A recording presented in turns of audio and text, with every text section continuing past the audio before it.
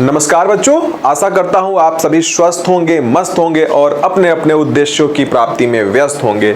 मैं ब्रजेश तिवारी आप सभी का हिस्ट्री मेंटोर मालवी एकेडमी के इस ऑनलाइन लर्निंग प्लेटफॉर्म के यूट्यूब सीरीज सेशन में आप सभी का हार्दिक स्वागत, नंदन और अभिनंदन करता हूँ। आज के दौर का इतिहास भी लिखे साहिब, आप तो बस हमें गुजरा हुआ पल देते हैं, गुजरा हुआ पल देते हैं। क्या करूं बच्चों, मेरा पेशा ही है आपको बीते हुए इतिहास के विषय में बताना, बीते हुए पल के विषय में बताना, बीते हुए अतीत के विषय में बताना। तो आज हम लोग पुनः उस बीते हुए अतीत की चर्चा करने के लिए आपके सम्मुख उपस्थित हुए हैं। आज मैं मुख्य रूप से वैदिक सभ्यता के सामाजिक विशेषताओं के विषय में आप लोगों के सम्मुख बात करने वाला हूं। पूर्व के वीडियो में आप लोगों ने देखा कि हमने वैदिक सभ्यता की जो भौगोलिक विशेषताएं थी, अर्थात ऋग्वेद काल की भौगोलिक विशेषताएं और उत्तर वैदिक काल की जो भौगोलिक विशेषताएं थी, हम लोगों ने उस संदर्भ में चर्चा किया। आज उसी श्रृंखला को आगे बढ़ाते हुए उसी कड़ी में हम लोग मुख्य रूप से वैदिक सभ्यता के सामाजिक विशेषताओं पर बात करने वाले हैं। सामाजिक विशेषता के संदर्भ में अगर हम कहें, संक्षेप में बताएं कि हम आपको क्या बताने वाले हैं, तो उस समय का समाज कैसा था, समाज की व्यवस्था कैसे थी, समाज का स्वरूप कैसा था, मातृसत्तात्मक समाज था या पितृसत्तात्मक समाज था, समाज में किस वर्ग का बोलबाला था, समाज में वर्ण व्यवस्था कैसी थी, जाति व्यवस्था कैसे थी, उनका खान फान कैसा था, वेशभूषा कैसा था, उनका रहन सहन चलन कैसा था और उनके मनोरंजन के साधन कौन से थे, उनके आय के स्रोत क्या थी। इन समस्त पहलुओं की आज हम लोग इस वीडियो के माध्यम से चर्चा करने वाले हैं। तो मैं बिल्कुल आपका समय खर्च नहीं करूंगा, आपका समय जाया नहीं करूंगा और सीधे लेक्चर को आगे बढ़ाऊंगा और स्लाइड की सहायता से, डायग्राम की सहायता से आपको सारी चीजें बताने की कोशिश करूंगा। तो उस कड़ी में हम लोग आगे बढ़ें तो पहली स्लाइड जो हमारी है, ऋग्वैदिक चरण 1500 ईसा पूर्व से 1000 ईसा पूर्व समाज, ठीक है। हम लोग इसके अंतर्गत इनके सोसाइटी के विषय में बात करने वाले हैं, इनके सामाजिक विशेषताओं के विषय में बात करने वाले हैं।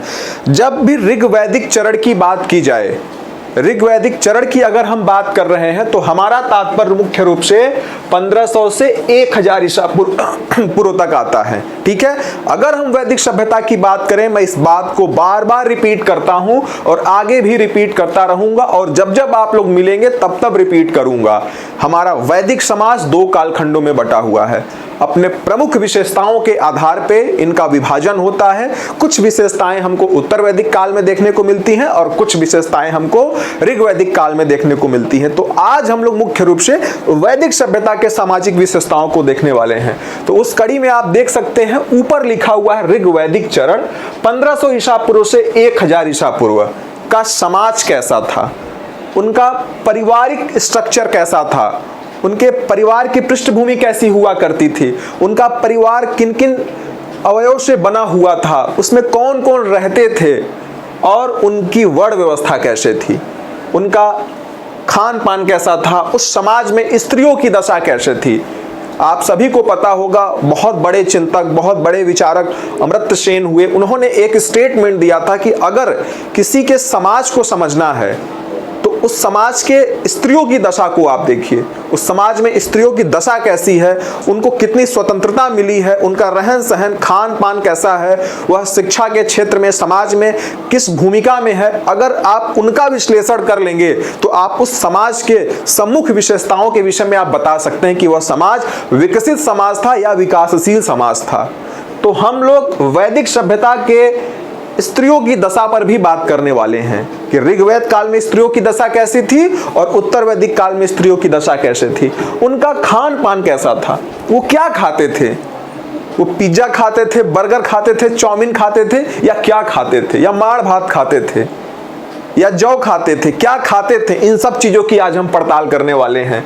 और उनका रहन सहन कैसा था, उनकी पोशाकें कैसी थी, आभूषणों का प्रयोग करते थे तो उनके आभूषण किस प्रकार के होते थे, किस स्वरूप में होते थे, इसकी चर्चा आज हम करने वाले हैं। और सबसे महत्वपूर्ण, हम उनके मनोरंजन के साधनों पर चर्चा करने वाले हैं कि वह किन माध्यमों से अपने को बहलाते थे, अपने उत्सवों को मनाते थे। इन सभी पहलुओं पे आज हम आपके सम्मुख चर्चा करने वाले हैं। तो सबसे पहले जो है मैं ऋग्वैदिक चरण की चर्चा करूंगा। ठीक है, 1500 से 1000 ईस्वी तक की चीजों को मैं चर्चा करने वाला हूं। देखो बेटा, जब सामाजिक विशेषताओं की हम बात करते हैं तो ये सारी चीजें उसमें आ जाती हैं। उस समय के समाज का आर्थिक स्वरूप कैसा था वह भी इसमें शामिल है, लेकिन चूंकि यह टॉपिक बड़ा महत्वपूर्ण है तो उनका आर्थिक स्वरूप कैसा था इसकी हम अलग से चर्चा करने वाले हैं। इसकी चर्चा एक हम अलग वीडियो में करने वाले हैं। ठीक है, साथ ही साथ उनका राजनीतिक स्वरूप कैसा था, ये सभी समाज के हिस्से हैं, ये सभी समाज के अंतर्गत आते हैं, लेकिन चूंकि यह इतना विस्तृत है और एक तरीके से यह बदलते हुए स्वरूप में आगे बढ़ रहा है। ऋग्वैदिक काल का राजनीतिक स्वरूप, उत्तर वैदिक काल का राजनीतिक स्वरूप, ऋग्वैदिक काल का आर्थिक स्वरूप, उत्तर वैदिक काल का आर्थिक स्वरूप, तो ये अपने आप में एक बड़ा बृहद टॉपिक हो जाता है जिसको एक वीडियो में आप लोगों के सम्मुख दे पाना बड़ा असंभव होता है। चूंकि आपका एमए लेवल का एंट्रेंस है तो हमको थोड़ा सा चीजें आपको डीप में देनी है, इस वजह से मैं उसको अलग से बताऊंगा। इन सभी पहलुओं की जो है चर्चा मैं सामाजिक विशेषताओं के अंतर्गत करने वाला हूं। ठीक है, तो सबसे पहले अगर हम देखें तो आप देख सकते हैं इसके पूर्व के वीडियो में मैंने इनके भौगोलिक विस्तार के विषय में आपको बताया। ठीक है, इनके भौगोलिक विस्तार के विषय में बताया और मैंने बहुत अच्छे से बताने की कोशिश की कि जो ऋग्वेद का जो समाज था, जो ऋग्वेद का समाज था, इसका जो विस्तार है बेटा वो भारत के किन किन क्षेत्रों में हुआ। ठीक है, इनका विस्तार भारत के किन किन क्षेत्रों में हुआ तो आपने देखा होगा ये अफगानिस्तान का क्षेत्र है। ठीक है, ये आपका अफगानिस्तान का क्षेत्र है। यहाँ 4 नदियों के हमें साक्ष्य प्राप्त होते हैं ऋग्वेद के माध्यम से। ऋग्वेद के 10वें मंडल के नदी सूक्त के माध्यम से हमें 4 नदियों के साक्ष्य प्राप्त होते हैं। इसके साथ साथ हमको सप्त सैंधव प्रदेश की जानकारी प्राप्त होती है। ये जो कश्मीर का आपका क्षेत्र है, कश्मीर के क्षेत्र और नीचे ये जो पंजाब है आपका, यहाँ हमको कुल 6 नदियों के साक्ष्य प्राप्त हो रहे हैं। एक नदी यहाँ सरस्वती नदी का हमको साक्ष्य प्राप्त हो रहा है। इसके आगे गंगा यमुना का दोयाब है, ये हमारा सीमा हो रहा है, उत्तरी पूर्वी सीमा हमारी यह निर्धारित हो रही है। इसके आगे आप चले आएंगे तो ये चूंकि सरस्वती नदी हमारा राजस्थान के क्षेत्र में पड़ता है और कुछ हमारा गुजरात के क्षेत्र में पड़ता है। ठीक है, तो हमारी जो भौगोलिक सीमा है वह एक तरीके से देखा जाए तो इन क्षेत्रों में हमारी भौगोलिक सीमा जो है विस्तृत हो रही है, फैल रही है। तो हम यहाँ के क्षेत्रों में फैले हुए समाज की सामाजिक विशेषताओं को आज समझने वाले हैं। ठीक है, उसके बाद हम जब उत्तर वैदिक काल में बढ़ेंगे तो उत्तर वैदिक काल में हमारा ये समस्त क्षेत्र आ जाएगा। ये चूंकि हमारा विंध्याचल रेंज है और ये हमारा पूर्वी हिमालय है, इन क्षेत्रों की हम विशेषताएं फिर जो है उत्तर वैदिक काल के अंतर्गत समझने वाले हैं। तो सबसे पहले हम जो देखने वाले हैं परिवार को देखेंगे। ठीक है, उनका फैमिली स्ट्रक्चर कैसा था, उनके परिवार का स्वरूप कैसा था। तो सबसे पहले हम बेटा परिवार को देखते हैं। आपको यह बार बार बताने की जरूरत ना पड़े कि हम यह ऋग्वेद के परिवार के विषय में बात कर रहे हैं। ऋग्वैदिक कालीन समाज का परिवार कैसा था हम उसके विषय में बात करने वाले हैं। तो सबसे पहली बात अगर हम बताएं बेटा तो थोड़ा सा मैं इनके राजनीतिक स्वरूप पे बात करना चाहूंगा। इनका जो स्वरूप रहता है वह एक तरीके से जन में विभक्त रहता है, कबीलों में विभक्त रहता है। ठीक है, और वह जो कबीला है उस कबीले की जो सबसे छोटी इकाई होती है वह कुल होता है, परिवार होता है। परिवार का मुखिया जो है वह कुलप या कुलपति कहा जाता है। ठीक है, तो इनके जो परिवार का स्ट्रक्चर होता है वह कुछ इस रूप में रहता है कि कम से कम 3 से 4 इनकी जो पीढ़ियां रहती है। जैसे मान के चलो अगर हम इस पीढ़ी की बात करें या मैं अपने पीढ़ी की या मैं अपने माध्यम से इस उदाहरण को देना चाहूं तो जैसे मैं हो गया, मेरे पिताजी हो गए, उनके पिताजी और उनके पिताजी, मतलब यहां से लेके अब बीती 3 पीढ़ियां, मतलब हमारी पीढ़ी से लेके हमारे पहले के 3 पीढ़ियां अर्थात 4 पीढ़ियों के लोग जो है वह एक साथ रहते थे। ठीक है बेटा, 4 पीढ़ियों के जो लोग हैं वह एक साथ रहते थे। इनके परिवार का यह स्ट्रक्चर हुआ करता था।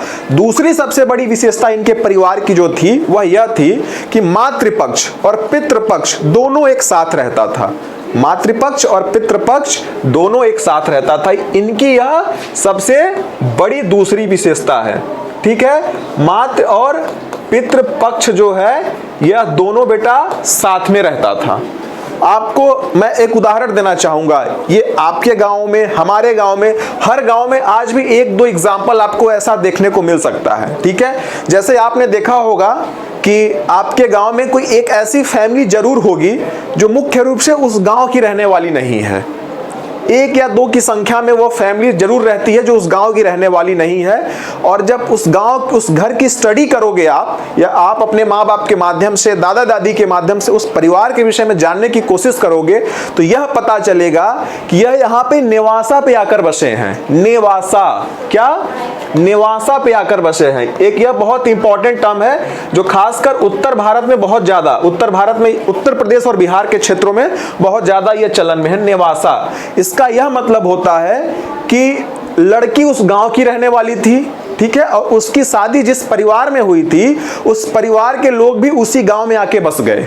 ठीक है, क्योंकि वह लड़की जो थी उसके कोई भाई नहीं थे और वह अपने माँ बाप की इकलौती संतान हुआ करती थी। ठीक है, तो ऐसी शर्तें हुआ करती थी कि आप वहां ना रह के, मतलब आप अपने मूल गांव में ना रह के आप हमारे गांव में आके रहेंगे।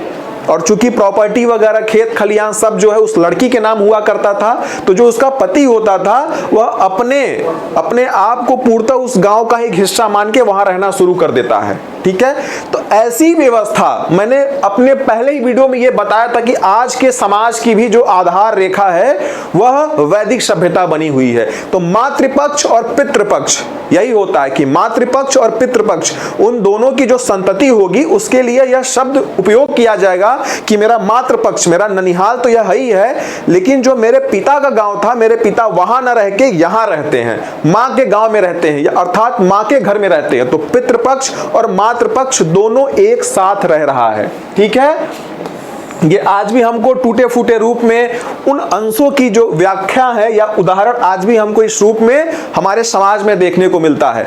तो मातृपक्ष पितृपक्ष साथ में रहता था और 3-4 पीढ़ियां, मतलब जो संयुक्त परिवार की परंपरा है जो आज भी हमारे गांव में देखने को मिलती है, एकाक की संख्या में हमारे शहरों में भी यह देखने को मिलती है। संयुक्त परिवार का जो स्ट्रक्चर है, अगर इसके विकास की परंपरा हम अगर देखें, इसका उद्भव कब से हुआ, अगर इस चीज को हम देखें तो यह वैदिक सभ्यता से हमारे तार जुड़े हुए हैं। जिसमें आप देख सकते हैं कि अगर दादाजी 4 भाई हैं तो चारों भाई का परिवार एक में है, सबका चूल्हा एक जगह जल रहा है, खेती एक जगह हो रही है, मालिक कोई एक है। ये एक तरीके से ज्वाइंट फैमिली का कॉन्सेप्ट हुआ करता था जिसकी शुरुआत वैदिक सभ्यता से मानी जाती है। तो 3-4 पीढ़ियों के लोग एक साथ रहते थे और मातृपक्ष पितृपक्ष सब एक साथ रहते थे। तो जो ऋग्वेद काल का जो परिवार है वह कुछ इस रूप में रहा करता था। तीसरी जो सबसे बड़ी बात है बेटा, इनके परिवार का जो स्ट्रक्चर था वह पितृसत्तात्मक था। आपने इंडस वैली सिविलाइजेशन के विषय में पढ़ा होगा, तो इंडस वैली सिविलाइजेशन का जो परिवार था या जो समाज था वह मातृसत्तात्मक था। हम इसकी व्याख्या इस आधार पे करते हैं कि हमें अधिकाधिक मात्रा में कुछ ऐसी मुहरें प्राप्त हुई, ऐसी मूर्तियां प्राप्त हुई जो महिलाओं की ज्यादा रही, जो उस वर्ग की ज्यादा प्रतिनिधित्व करती हुई नजर आई। इस बिहार पे हम लोग कह सके, और खासकर हमें एक ऐसी मूर्ति प्राप्त हुई जिसमें एक महिला के गर्भ से प्रकृति की उत्पत्ति को दिखाया गया, एक उगते हुए वृक्ष को दिखाया गया, जिसका विद्वानों ने यह अनुमान लगाया कि यहाँ माताओं को, खासकर महिलाओं को एक विशेष दर्जा दिया गया है। तो हम यह कह सके कि यह समाज जो है मातृसत्तात्मक समाज था, मैट्रियार्कल सोसाइटी यहाँ रहा करती थी। लेकिन ये जो हमारा वैदिक समाज था, वैदिक समाज में हमारा जो ऋग्वेद का समाज था यह पितृसत्तात्मक समाज था। इसकी व्याख्या के लिए हमारे पास कुछ उदाहरण हैं। तो हमारा जो बात है बेटा, यह पितृसत्तात्मक समाज था। ठीक है, पितृसत्तात्मक समाज था। इसके उदाहरण के लिए हम अगर देखें तो आप सभी ने ऋषि विश्वामित्र का नाम सुना होगा। ऋषि विश्वामित्र जाति से क्षत्रिय थे, वर्ण से क्षत्रिय थे, और उनका जो पेशा था वह ब्राह्मण का पेशा था।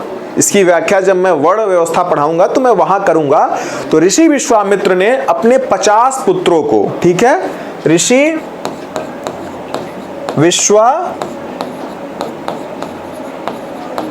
ने अपने 50 पुत्रों को जो है गृह त्यागने के लिए कहा, अर्थात घर को त्यागने के लिए कहा।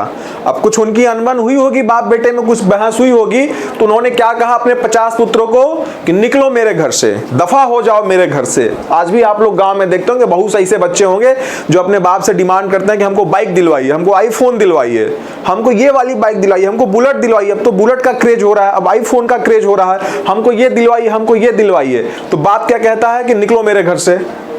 तो कभी कभी बच्चे ईगो पे ले लेते हैं। आजकल का समाज बड़ा ईगोइस्ट समाज हो रहा है। अगर बच्चा ईगो पे ले लिया तो बच्चा घर से निकल जाता है, और निकल जाएगा ब्लॉगिंग करेगा, ये करेगा, दिस करेगा, दैट करेगा, और पैसा कमा के पहले बाइक खरीदेगा, फिर फोन खरीदेगा, और फिर अपने बाप के सामने जाएगा कि देखो हम आ गए, ये हम अपने पैसे से लिए हैं। समझ रहे हो, ये चीजें हमारे समाज में बड़ा ट्रेंड कर रही है।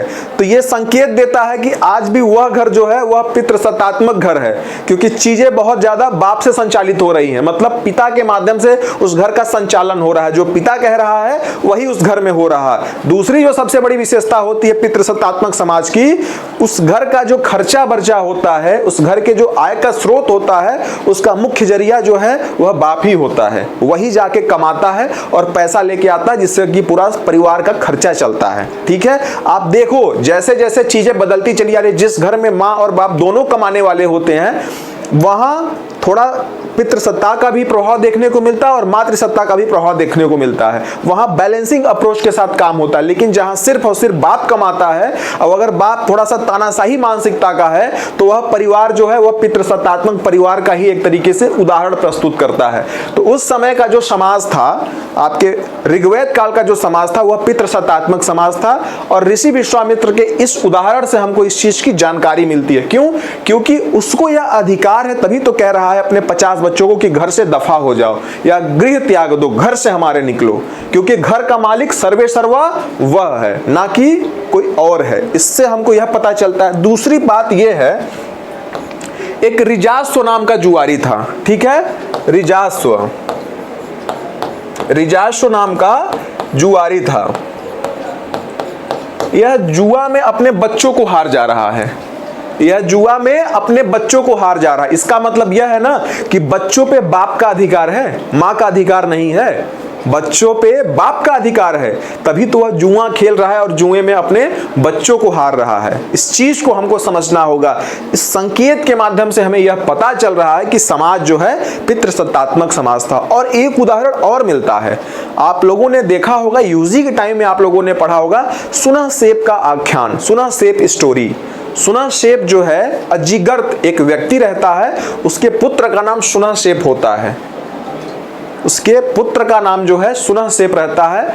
उसने गाय की प्राप्ति के लिए अपने पुत्रों की बलि दे दी, अपने सुना सेप की जो है वह बलि दे रहे हैं। तो मतलब यहाँ सूली पे किसको चढ़ाया जा रहा है? बेटे को चढ़ाया जा रहा है। चढ़ाया किसके द्वारा जा रहा है? बाप के द्वारा चढ़ाया जा रहा है। तीनों उदाहरण में आप देखो, यहाँ बाप के डोमिनेंसी को बहुत ज्यादा प्रमुखता से दिखाया जा रहा है। तो जो हिस्टोरियन रहे, जो इतिहासकार रहे, विद्वान रहे, उन्होंने यह मत प्रतिपादित किया कि भाई ये जो समाज था, इनका जो पारिवारिक समाज था, वह एक तरीके से पितृसत्तात्मक समाज का संकेत देता है। तो आप इनके परिवार के स्ट्रक्चर को देख लिया कि इनके परिवार का स्वरूप कैसा था। इनका परिवार एक तरीके से देखा जाए तो 3-4 पीढ़ियां एक साथ रहती थी।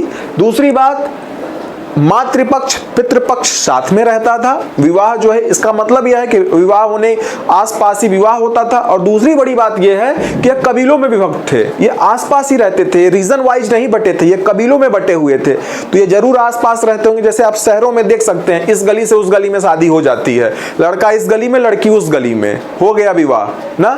ऐसे उस समय चीजें चला करती थी। अब तो चीजें दूर दूर होने लगी, लड़की का गाँव ये, लड़के का गाँव एक, लेकिन पहले गली गली में चलता था। तो ये सब कबीलाई समाज का संकेत देता है। तो मातृपक्ष पितृपक्ष एक साथ रहते थे, और वह परिवार जो है वो पितृसत्तात्मक परिवार था। तो हमने परिवार को कुछ इस रूप में देखा। अब अगले कड़ी में हम लोग देखने वाले हैं इनके वर्ण व्यवस्था को। ठीक है, वर्ण व्यवस्था को।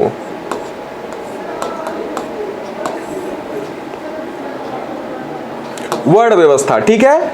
तो 1500 से 1000 BC, ठीक है, इस समय का वर्ण व्यवस्था का स्वरूप कैसा था, इस समय के दौरान वर्ण व्यवस्था हमें किस रूप में दिखाई पड़ रही है, ये मुख्य चर्चा का विषय है। ठीक है, आप सभी को पता होना चाहिए कि, और खासकर मैंने पहले वीडियो में, दूसरे वीडियो में ये बात बताई कि जो हमारे ऋग्वेद का समाज है, ऋग्वेद के समाज में हमारा जो ऋग्वेद का 10वां मंडल है उसमें पुरुष सूक्त की चर्चा की जा रही है। पुरुष सूक्त एक श्लोक है, ब्राह्मणोस मुखमासिद बाहु राजन्यकृत पुरु तदस पदभ्याम शूद्रो अजायत। एक विराट पुरुष है जिसे ब्रह्मा कहा गया है, उसके अनेक अंगों से, अलग अलग अंगों से 4 वर्णों की उत्पत्ति हो रही है। 4 वर्णों की उत्पत्ति हो रही है। एक वर्ण जो है वह बेटा ब्राह्मण है। क्या है? एक वर्ण ब्राह्मण है, दूसरा वर्ण क्षत्रिय है, ठीक है, तीसरा वैश्य है और चौथा शूद्र है। ठीक है, इन 4 वर्णों की उत्पत्ति जो है ब्रह्मा के शरीर से हुई है। ठीक है, ब्रह्मा के शरीर से इन 4 वर्णों की उत्पत्ति हुई है और यह कहा जाता है कि यह वर्ण है। इस कंफ्यूजन को दूर करो। बहुत से बच्चे आज भी, मैं पढ़ाता हूं, मैंने कई जगह पढ़ाया, वहां बच्चे इस चीज को लेके कंफ्यूज रहते हैं कि सर जाति व्यवस्था थी या वर्ण व्यवस्था थी। तो अभी जाति जैसे शब्द का ना एकदम अपने दिमाग में जो है मनन चिंतन भी मत करना। वैदिक समाज को जब तक आप पढ़ रहे हो, 1500 से 600 बीसी तक की चीजों को पढ़ने के दौरान जाति व्यवस्था जैसी कोई चीज नहीं है। नोट कर लो इस बात को, जाति जैसी व्यवस्था या जाति जैसा शब्द कोई चीज नहीं है। तो 1500 से 600 बीसी तक के इतिहास के दौरान इस चीज से अपना एकदम 2-4 आमना सामना मत होने देना। यहां सिर्फ और सिर्फ चीजें जो सस्टेन कर रही हैं वह वर्ण कर रही है। इसलिए यह टॉपिक भी है वर्ण व्यवस्था। इनके समाज का वर्ण व्यवस्था कैसा था, ना कि जाति व्यवस्था कैसी थी। तो हम यहाँ वर्ण व्यवस्था को देखने वाले हैं। तो इनका जो समाज था वह 4 वर्णों में विभक्त था। पहला ब्राह्मण, दूसरा क्षत्रिय, तीसरा वैश्य, चौथा शूद्र। और इसके विषय में हमको जानकारी कहां से प्राप्त होती है? तो जो ऋग्वेद का 10वां मंडल है, ठीक है, ऋग्वेद का 10वां मंडल, और उसमें भी पुरुष सूक्त, इसके माध्यम से हमें इन 4 वर्णों की बेटा जानकारी मिलती है। ठीक है, इसमें यह कहा गया कि ये जो 4 वर्ण है ये हमारे समाज के मुख्य अंग है, हमारे समाज का आधार है। और ये जो वर्ण है इसका शाब्दिक अर्थ हमें ये पता चलता है, हिंदी भाषा में इसका शाब्दिक अर्थ है वर्ण अथवा चयन। वर्ण या चयन, जिसको अंग्रेजी में हम चॉइस कह सकते हैं। ठीक है, वर्ण या चयन इसका शाब्दिक अर्थ है। तो आप यहां देखो, यहां जाति जैसा कोई फैक्टर नहीं है, यहां वर्ण है जिसका शाब्दिक अर्थ क्या आ रहा है? वर्ण या तो चयन। उसी में जो 9वां हमारा मंडल है, ऋग्वेद का जो 9वां मंडल है, उस मंडल में एक चीज का उल्लेख हमको मिलता है। वहां एक व्यक्ति है, वह यह उल्लिखित करता है कि मैं कवि हूं, मेरे बाप वैद्य हैं और मेरी माँ गृहिणी है, हाउसवाइफ है। मैं पोएट हूँ, मेरे बाप डॉक्टर हैं, वैद्य हैं, और मेरी माँ क्या है? मेरी माँ गृहिणी है। इससे यह संकेत मिलता है कि उसके घर में 3 सदस्य हैं, माँ बाप बेटा। तीनों अलग अलग पेशा में जो है संलग्न हैं, तीनों अलग अलग पेशे से जुड़े हुए हैं। बाप कवि का काम कर रहा है, बाप वैद्य का काम कर रहा है, बेटा कवि का काम कर रहा है और माँ हाउसवाइफ है। तीनों अलग अलग पेशे से जो है, बाप वैद्यगिरी से पैसा एकत्र कर रहा है और खुद यह कवि है, तो अपने कविता का गायन करके धन एकत्रित कर रहा है और अपने परिवार का संचालन कर रहा है। तो इससे हमें यह पता चलता है कि इनका जो समाज है वह कर्मों के आधार पर विभाजित है। इनकी जो वर्ण व्यवस्था है वह कर्म के माध्यम से संचालित हो रही है। ठीक है, कर्म के माध्यम से इनका समाज जो है विभक्त हुआ है अथवा संचालित हो रहा है। चीजें आधार जो है, चीजों का जो बेस है वो कर्म है, ना कि जाति है। ठीक है, तो कर्मों के आधार पे चीजें संचालित हो रही। दूसरा जो उदाहरण आपको देखने को मिलेगा, आप सभी को पता होगा कि ऋषि विश्वामित्र जो है वह क्षत्रिय रहे। 4 वर्णों की अगर हम बात करें तो वह क्षत्रिय वर्ण से ऋषि विश्वामित्र जो है संबंधित रहे। ठीक है बेटा, संबंधित रहे, लेकिन उनका मुख्य पेशा क्या था? वह ब्राह्मणों का पेशा करते थे, वो पुरोहित हुआ करते थे। आप सभी को पता होगा 7वें मंडल में दासराग युद्ध का वर्णन किया गया है। उस दासराग युद्ध की वजह क्या थी? जो राजा सुदास है, त्रस्यु वंश का जो राजा या भरत वंश का जो राजा सुदास है, उसके यह कुलगुरु थे, उसके यह राजपुरोहित थे। कौन? विश्वामित्र। इन्हीं को हटाता है और किसको स्थापित करता है? ऋषि वशिष्ठ को स्थापित करता है। और यही वजह होती है कि जो विश्वामित्र हैं वह 10 राजाओं का एक संघ बनाते हैं, जिसमें 5 आर्य राजा रहते हैं और 5 अनार्य राजा रहते हैं। उन 10 राजाओं के संघ से जो है वह इसके खिलाफ, राजा सुदास के खिलाफ, जिनका राजगुरु या राजपुरोहित वशिष्ठ रहता है, के खिलाफ चढ़ाई चढ़ देते हैं। हालांकि उनकी हार होती है। इससे यह संकेत मिल रहा है कि वह जन्म से से क्षत्रिय हैं, लेकिन कर्म किसका कर रहे हैं? पुरोहित का कर्म कर रहे हैं, ब्राह्मण का कर्म कर रहे हैं। इससे हमको यह जानकारी मिलती है कि इनका जो समाज है वो कर्मों के आधार पर विभक्त हुआ है। ठीक है, कर्मों के आधार पर इनका समाज विभक्त हुआ है। ब्राह्मण, ऋग्वेद में इनका 14 बार उल्लेख मिलता है, क्षत्रिय का 9 बार उल्लेख मिलता है। ठीक है, और कुल 7 प्रकार के पुरोहित की चर्चा ऋग्वेद में की गई है। 7 प्रकार के पुरोहितों की चर्चा ऋग्वेद में की गई है। उसमें ब्राह्मण भी एक पुरोहित हुआ करते थे, लेकिन कर्मों के आधार पे क्षत्रिय भी पुरोहित हुए हैं। कर्मों के आधार पे क्षत्रिय भी पुरोहित हुए हैं।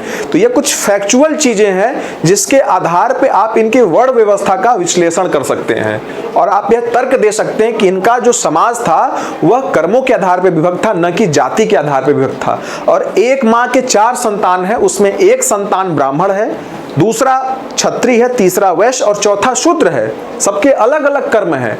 इवन शूद्रों के द्वारा जो दान दिए जाते थे वो ब्राह्मणों को स्वीकार्य थे, ब्राह्मण उनको स्वीकार करता था। आज भी, आज के बहुत से समाज में आप देख लीजिए, बहुत से गांव में ये चलन है, इसको नकारा नहीं जा सकता है कि शूद्रों के द्वारा जो दान दिया जाता है बहुत से ब्राह्मण उसको स्वीकार नहीं करते हैं। आज तो ठीक है, लज्जावश या संकोचवश उसको वह स्वीकार कर लेते हैं, लेकिन उसका अपने घर में प्रवेश नहीं होने देते हैं। यह हमारे जाति व्यवस्था की एक बहुत बड़ी दुश्वारियां हैं जो आज के समाज में विद्वान है।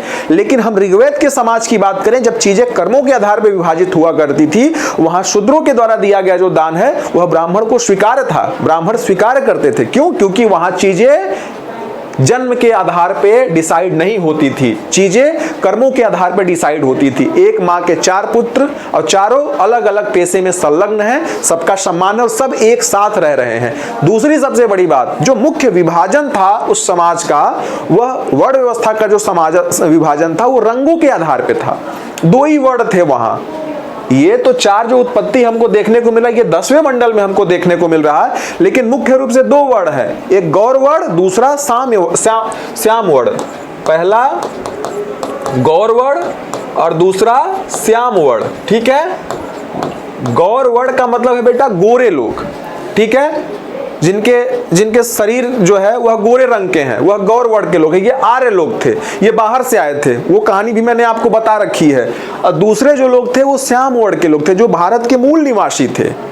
तो ये 2 ही रंगों में हमारा जो समाज विभक्त था और बाकी इनके विभाजन का कोई आधार नहीं था। इवन जो गौर वर्णीय आर्य लोग थे वह भी जब भारतीय भूभाग में रहने लगे तो शादी विवाह करने ईरान तो जाएंगे नहीं। बात समझ रहे हो कि नहीं समझ रहे हो? जैसे आज भी भारत में जो एंग्लो इंडियन रहते हैं, अब वो विवाह करने जर्मनी यहाँ वहाँ तो जाएंगे नहीं, यही प्रेम विवाह कर लिए, यही रोटी बेटी का संबंध कायम करके अपना परिवार कुल चला रहे हैं। तो ये लोग भी ईरान तो जाएंगे नहीं, या जहां से आए थे वहां तो विवाह करने जाएंगे नहीं। प्रेम और इनको कहाँ होगा? भारतीय भूभाग में ही प्रेम होगा, संबंध भी यही कायम होंगे। तो ये भी इसी में घुल मिल गए, ये भी यही घुल मिल गए और इनका भी रंग जो है श्याम वर्ण का होने लगा। अगर इनकी औरत श्याम वर्णी होती थी तो इनके जो वंशज होते थे उसी रंग के होते थे। ऐसी ऐसी इनकी पीढ़ियां चलती चली गई और सब घुल मिल गए, सब मिक्सअप हो गए। तो ये हमारा एक तरीके से मुख्य वर्ण ऋग्वेद में हुआ करता था और बाकी सारी चीजें हमारा जो है विभाजित था बेटा, वो कर्मों के आधार पर विभाजित था। तो यह हमारी चीजें जो है कर्मों के माध्यम से हमारा जो है पूरा वर्ण समाज संचालित हो रहा था। तो आप इनके परिवार के साथ साथ इनके वर्ण व्यवस्था को भी देख लिए। अब अगले कड़ी में हम इनके स्त्री की दशाएं कैसी थी। ठीक है, स्त्री की दशाएं या उनका स्तर, ठीक है, या उनका स्तर कैसा था इस समाज में, इसके विषय में हम पड़ताल करने वाले हैं। तो अगर हम स्त्रियों की स्तर की बात करें तो ऋग्वेद के दौरान स्त्रियों की स्तर जो है वो बहुत उच्च दशा में थी बेटा, बहुत ज़्यादा उनको सम्मान था, समाज में उनको बहुत उच्च ओहदा प्राप्त था और उनको सम्मान की नज़र से देखा जाता था। किसी भी प्रकार का उनके ऊपर लांछन नहीं था, किसी भी प्रकार का उनके आगे प्रश्न चिन्ह नहीं लगा था, उनको हर प्रकार की स्वतंत्रता व्याप्त थी। आज जो भारत में एक धड़ा ऐसा है जो नारीवाद की बात करता है, फेमिनिज्म की बात करता है, तरह तरह के उनके डिमांड होते हैं कि ऐसे पहनो, ऐसे खाओ, ऐसे चलो, ये करो, वो करो, वैसे टाइप की बात नहीं कर रहा हूं मैं वैसे टाइप की बात नहीं कर रहा हूं, मैं ऋग्वेद काल के समाज की बात कर रहा हूं कि उस समाज में नारियों की दशा कैसी थी, महिलाओं की दशा कैसी थी। स्वतंत्रता वहां भी है और एक्सट्रीम लेवल की स्वतंत्रता है जो कि उस समय के किसी सभ्यता में नहीं देखने को मिल रही है। ठीक भारतीय सभ्यता में भी आप देख रहे हैं तो उत्तर वैदिक काल में चीजें बदलती चली जा रही हैं, चीजें बदल रही हैं, लेकिन ठीक कुछ वर्ष पहले जो है आप देखेंगे उत्तर वेद के पूर्व ऋग्वेद में महिलाओं की दशा बहुत उच्च है। ठीक है, इनको एक तरीके से घर की संज्ञा दी गई है, इनको घर की संज्ञा दी गई है और कहा गया है कि एक महिला जो है अपने आप में घर है, महिला के न होने से घर का कोई स्वरूप नहीं है, घर की कोई कल्पना ही नहीं की जा सकती है। तो महिला को इस स्तर का दर्जा समाज में व्याप्त किया गया है कि सिर्फ पुरुष के होने से यह समाज नहीं है, महिलाओं के होने से यह समाज है और महिलाएं अपने आप में घर हैं। ठीक है, घर इक्वल महिला, इनको इस प्रकार का दर्जा प्राप्त किया गया है। दूसरी सबसे बड़ी विशेषता अगर देखा जाए तो उस समय की जो प्रमुख राजनीतिक संस्थाएं थी, आपको जब मैं वैदिक काल के राजनीतिक विशेषताओं के विषय में पढ़ाऊंगा तो मैं कुछ संस्थाओं की चर्चा करूंगा।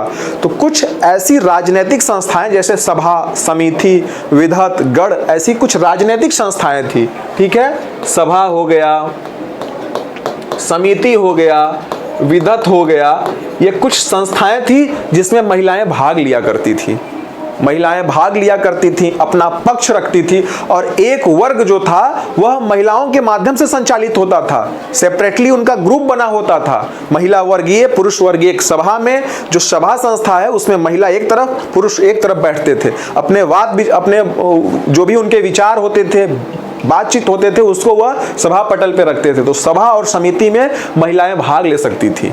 यही नहीं, जो उस समय युद्ध हुआ करते थे, जो युद्ध लड़े जाते थे उसमें भी महिलाएं हिस्सा लिया करती थी, महिलाएं बढ़ चढ़कर अपना योगदान दिया करती थी।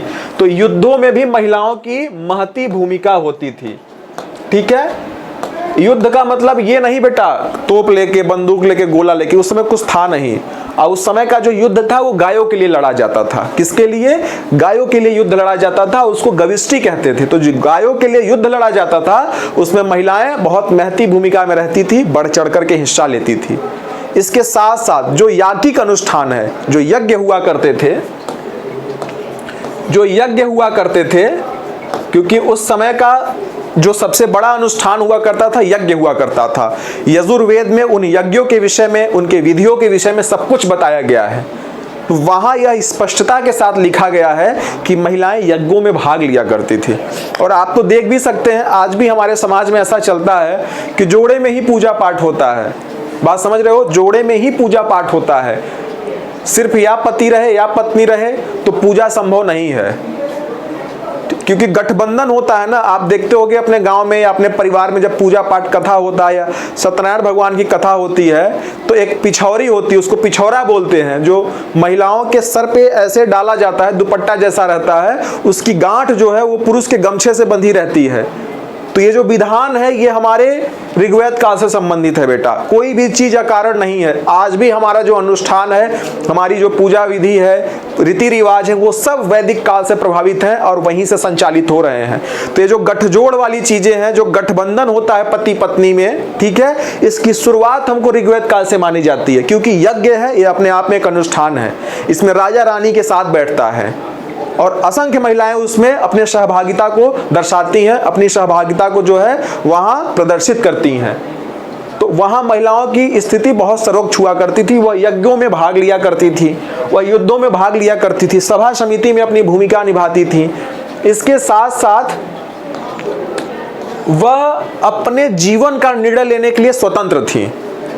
हमें शादी करना है या हमें शादी नहीं करना है, हमको किसी के साथ अपने जीवन को आगे बढ़ाना है या कुंवारी रह जाना है, ये डिसीजन उनका इंडिविजुअल डिसीजन होता था। उसमें किसी भी प्रकार का परिवार का प्रेशर नहीं था। परिवार उनको दबाव नहीं दे सकता है, बाप या माँ ने तोके बिया कर रहे के बाद तुम्हें विवाह नहीं करना है तो तुम मत करो, ये तुम्हारी अपनी डिसीजंस हैं, ठीक है। तो एक तरीके से कह सकते हैं कि विवाह का निर्णय लेने के लिए वह स्वतंत्र थी कि हमको विवाह करना है या नहीं करना है। और इसके साथ साथ एक चीज और, अगर विवाह करना भी है तो हम स्वेच्छा से अपने वर का चुनाव कर सकते हैं, मतलब हम लव मैरिज भी कर सकते हैं, हम गंधर्व विवाह को भी अपना सकते हैं। जरूरी नहीं है कि जो आप पकड़ के लाएंगे उसी के साथ हम बैठ लेंगे, गठबंधन कर लेंगे, नहीं भैया, हमारा खुद का डिसीजन होगा कि हम इन्हीं के साथ जाएंगे। तो ये निर्णय भी जो है महिलाएं स्वतंत्र रूप से ऋग्वैदिक काल की महिलाएं ले सकती थी। 1500 से 1000 के बीच का जो समाज है उस दौर की महिलाएं अपना जो है विवाह का निर्णय स्वयं ले सकती थी कि हमको विवाह करना है या नहीं करना है, और करना है तो किसके साथ करना है। ये सभी निर्णय महिलाओं के अधीन था। इसके साथ साथ विधवा विवाह, ठीक है बेटा, विधवा विवाह, युद्ध हुआ करते थे, आपको भी पता है, युद्धों में लोगों की जानें जाया करती थी, और हो सकता है कुछ लोग बीमार हो या कुछ और भी रीजंस हो, सबकी मृत्यु होती है। वह जिस क्रम में आते हैं वह उस क्रम में जाते नहीं हैं। आप समझ रहे हैं ना, जैसे मान लो मैं पहले आया या मेरे बाद कोई आया या किसी के बाद मैं आया, तो हो सकता है मैं पहले चला जाऊं इस धरती से, क्योंकि हम आएंगे तो क्रम में, लेकिन जाएंगे ईश्वर के क्रम में, जो ईश्वर डिसाइड करता है। तो एक बात यहाँ ये थी कि भाई हो सकता है किसी के पति की असमय मृत्यु हो जाए तो उसका पुनर्विवाह भी हो सकता है। इस बात के विषय में भी ऋग्वेद में बताया गया है। आई बात समझ में? तो ऋग्वेद का समाज इतना परिपक्व, इतना एडवांस समाज था, कबीलाई समाज था। सोचो आज भारत के जिस हिस्से में कबीलाई लोग रहते हैं, हम क्या कहते हैं, पिछड़े लोग हैं, इसका कोई स्तर नहीं है, लेकिन ये पिछड़े समाज की संकल्पना है, जिसको हम सो कॉल्ड पिछड़ा कहते हैं। यह उस समाज की संकल्पना, कितने हजार वर्ष पुरानी घटना, इस चीज को समझो आप कि महिलाओं की स्थिति कितनी उच्च है। विधवा विवाह था और नियोग प्रथा थी बेटा, नियोग प्रथा। नियोग प्रथा एक ऐसी प्रथा थी कि सपोज दैट किसी की शादी हो गई ना, शादी हो गई, उसका पति नपुंसक है या उसका पति लकवाग्रस्त है, बीमार है, या बच्चे पैदा करने में सक्षम नहीं, अक्षम है, ऐसी स्थिति में वह महिला किसी और पुरुष के माध्यम से जो है अपने को गर्भवती बना सकती थी, अपने संतति को आगे बढ़ा सकती थी, अपने वंश को आगे बढ़ा सकती थी। इसको उस समाज में वैधानिक मान्यता प्राप्त थी। इसको नियोग प्रथा कहा जाता है। महाभारत में भी ऐसी प्रथाओं का हमको प्रचलन देखने को मिलता है, ठीक है। अगर आप महाभारत देखे होंगे या लोगों से पूछना या पढ़ना, वहां ऐसी प्रथाएं चलन में थी। तो ये नियोग प्रथा यहां मान्य थी। और महिलाएं जो है बेटा, ऋग्वेद की जो सूक्तियां हैं, ऋचाएं हैं, उसमें भी अपना योगदान दे रही हैं, ठीक है। तो जैसे विश्ववारा, सिकता, ठीक है, अपाला,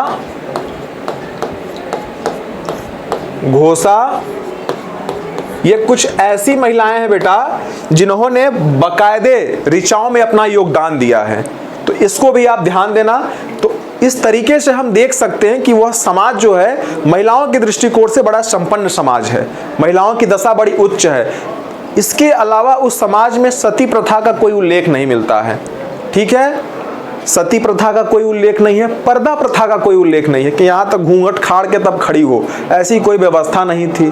तलाक की कोई व्यवस्था नहीं थी, तलाक टाइप की भी चीजें नहीं थी, मतलब एक बार ब्याह हो गया तो अब जीवन आप ही के साथ चलेगा, आप जैसे हैं हमको स्वीकार है, इस तरीके की व्यवस्था थी। तलाक नहीं था, और एक तरीके से देखा जाए तो पर्दा प्रथा नहीं था, सती प्रथा नहीं थी कि पति चला गया तो हम भी उसी पे लेटेंगे, ऐसी कोई व्यवस्था नहीं थी। तभी तो विधवा विवाह सस्टेन कर रहा है। और इनके साथ साथ बाल विवाह का कोई चलन नहीं है बेटा, बाल विवाह का कोई चलन नहीं है उस समाज में, बाल विवाह का कोई चलन नहीं है।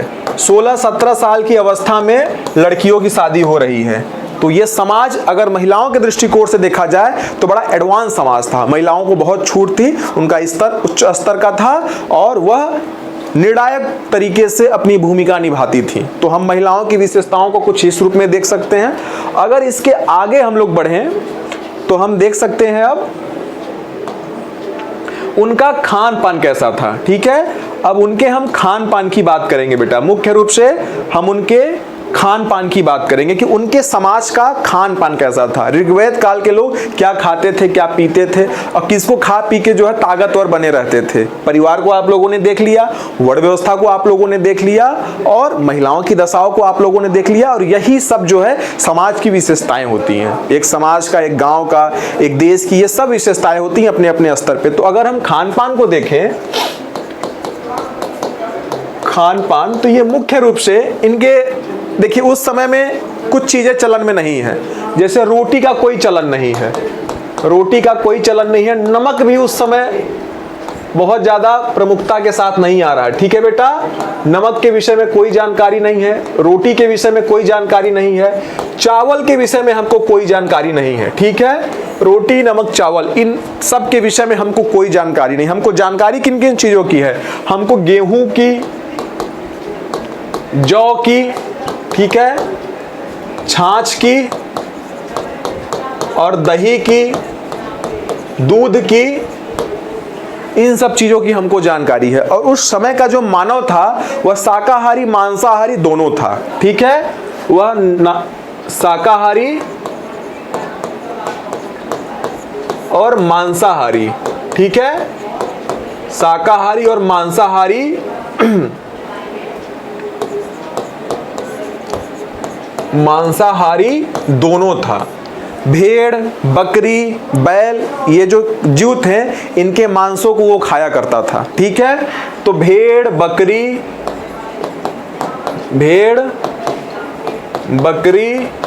बैल, इनके मांस को उस समय का मानव खाता था। और अगर आप शाकाहार के क्रम में देखें तो गेहूं, जौ, छाछ, दही, दूध, इन सब को जो है वह इनका सेवन करता था। तो हमारा जो समाज था शाकाहार मांसाहार, वैदिक समाज का खासकर ऋग्वेद समाज था, और वह मांस के रूप में भेड़, बकरी, ये सब चीजों को खाता था। और शाकाहार के रूप में दूध, दही, छाछ, जौ के आटे में दूध मिला के, जौ के आटे में छाछ मिला के, जौ के आटे में जो है आपके दही मिला के, इन सभी चीजों का वह सेवन किया करता था। तो आप इनके खान पान को कुछ इस स्तर पे देख सकते हैं। और इसके साथ साथ जब बलि प्रथा की शुरुआत होती है, जब यज्ञों में बलि दी जाने लगती है, तो घोड़े का भी मांस खाने का हमको साक्ष्य प्राप्त होता है। ठीक है, घोड़े का भी मांस खाने का हमको साक्ष्य प्राप्त होता है। और देखिए इसके साथ साथ एक फैक्ट और है बेटा, जो बहुत ज्यादा डिबेटेबल है, जिससे बहुत ज्यादा बहस होती है कि गाय के मांस वह खाते थे कि नहीं खाते थे। ठीक है, आज भी, आज के समाज में भी एक ऐसा वर्ग है जो हमेशा गौ मांस ये वो दिस दैट के नाम पे बड़ा विवाद करता है और कहता है कि उस समय के लोग गौ मांस खाते थे। देखो बेटा, उनके ना जीवन का आधार गाय था। गाय क्यों पूजनीय हुई यह कोई अकारण नहीं है। आप देख रहे हैं कि उनको रोटी का ज्ञान नहीं है, उनको चावल का ज्ञान नहीं है, उनके पास गेहूं है, जौ है, और उसके साथ साथ जो उनके भोजन का सबसे बड़ा आधार है वो क्या है, वो भोजन का सबसे बड़ा आधार उनकी गाय है। गायों के लिए जंग लड़े जा रहे हैं। अगर एक माँ भगवान से, उस समय के देव से, ईश्वर से अपने बच्चे की कामना करती है कि मुझे एक बालक की प्राप्ति हो, तो कहती है कि मुझे 100 गायों की प्राप्ति हो। अपने बेटे के समतुल्य गाय को रख रहा है। गाय के लिए एक बाप जो है अपने बेटे के बलि को दे रहा है। आप समझो इस चीज में। तो गाय उनके लिए पूजनीय है, गाय को वह मानते हैं क्योंकि वो उनके जीवन का आधार गाय है, उनके संपन्नता का प्रतीक गाय है। लेकिन इसके साथ साथ आप एक चीज को और नोटिस करो कि उस समय का जो समाज है वो मांसाहार भी कर रहा है।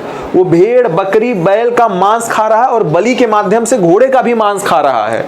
तो वह समाज जो है, ऐसी सूचना हमें मिलती है, हमको 176 बार गाय का उल्लेख ऋग्वेद में मिलता है। ठीक है, और ऐसा कहा गया है कि गाय न मारे जाने योग्य पशु है, ठीक है। गाय को नहीं मारा जा सकता, लेकिन विशेष परिस्थिति में जब कोई विशेष अतिथि आता है तो उसको गौ मांस खिलाने के साक्ष्य भी हमको ऋग्वेद में प्राप्त होते हैं, लेकिन वह एक विशेष वर्ग के द्वारा प्राप्त हो रहा है जो मांस भक्षण कर रहा है, ठीक है। लेकिन यह भी बहुत कम मात्रा में देखने को मिल रहे हैं, प्रमुखता से हमको नहीं मिल रहे हैं। तो इस पे जो बहुत डिबेट होता है उसको लॉजिकली समझने की कोशिश करो, ना कि इसको इमोशनली समझने की कोशिश करो कि हमारा समाज शाकाहार मांसाहार दोनों कर रहा है, ठीक है। तो हमको ऐसे इस बहुत बड़े टेंशन वाले इशू को सुलझाना है। तो आप लोगों ने खान पान देख लिया बेटा। अगला जो हमारा टॉपिक है वो हमारा मुख्य रूप से है इनका रहन सहन के साथ साथ इनके वेशभूषा, पहनावा ओढ़ावा कैसा था, ठीक है। इनका वेशभूषा, ठीक है, रहन सहन, आभूषण, इन सब के विषय में हम समझेंगे।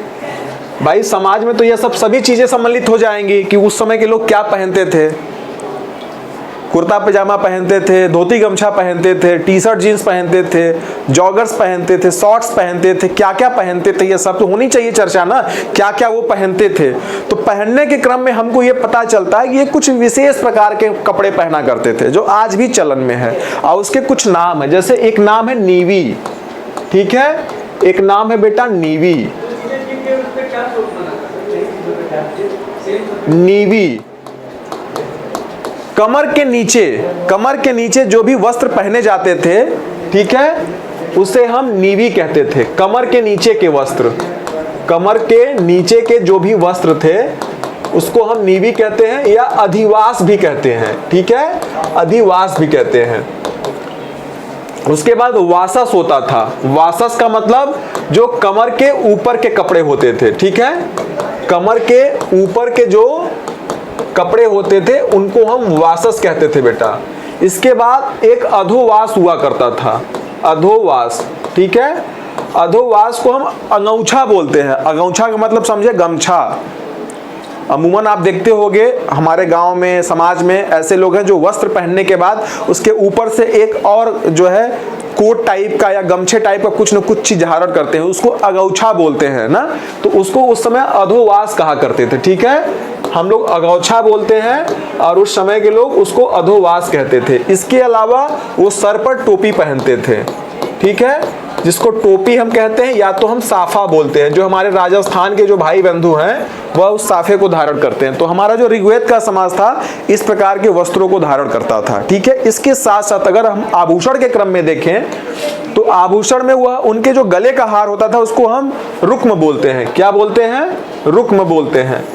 गले में वह हार धारण करते थे और वह सोने से बने हुए, जिसको हम निष्क बोलते हैं, सोने से बने हुए भी जो है आभूषण का वह उपयोग किया करते थे, ठीक है। सोने के आभूषण का भी वह उपयोग किया करते थे। तो आप देख सकते हैं कि उनका सजावट का विन्यास कैसा था, किन किन चीज़ों को वो अपने वेशभूषा में अपने को तैयार करने में उपयोग किया करते थे। तो इन चीज़ों का उनका मुख्य रूप से उपयोग होता था, ठीक है।